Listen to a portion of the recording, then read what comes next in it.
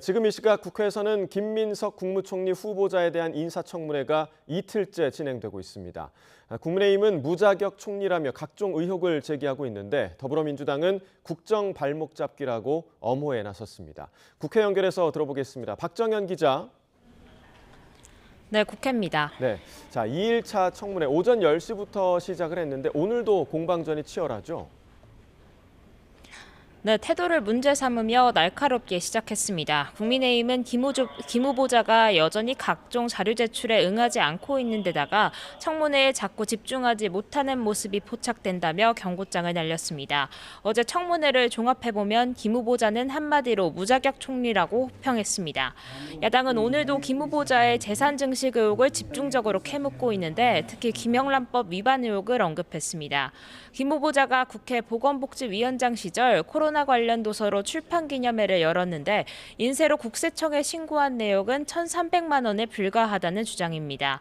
두 차례 출판 기념회로 얻은 수익 2억 5천만 원과 격차가 크다는 점을 지적했습니다. 김 후보자는 논란이 됐던 자금 출처에 대해 장모에게 2억 원을 받았다는 등 처음 구체적으로 공개한 데 이어 야당의 의혹 제기 대부분은 검찰의 표적 사정에서 시작됐다고 말했습니다. 더불어민주당은 김 후보자 관련 의혹이 충분히 소명됐다는 입장인데요. 더는 후보자 신상을 파헤치며 근거 없는 명예훼손이 계속되면 안 된다고 강조했습니다. 최소한 청문회 마지막 날인 오늘이라도 정책 검증이 위주가 돼야지 않겠느냐고 야당을 향한 일침도 빼놓지 않았습니다. 국정 공백을 최소화하기 위해서라도 빠른 인준이 필요하다는 게 여당 입장인 만큼 표결로 밀어붙일 가능성도 배제할 수는 없는 상황입니다. 네, 그리고 송미령 농림축산식품부 장관의 유임을 두고도 논란이 여전한데 송 장관이 오늘 국회에 나온다고요? 네, 송 장관 오후 국회 농해수위 전체 회의에 참석할 예정입니다. 윤석열 정부 장관 가운데선 유일하게 송 장관 유임이 결정되며 여야는 물론 농민단체도 불만이 적잖이 표출되는 상황입니다. 송 장관이 과거 민주당이 추진하는 양곡관리법 등에 대해 농업 망치는 법이라고 깎아내리는 등 여당과는 각을 세워온 인물이기 때문입니다.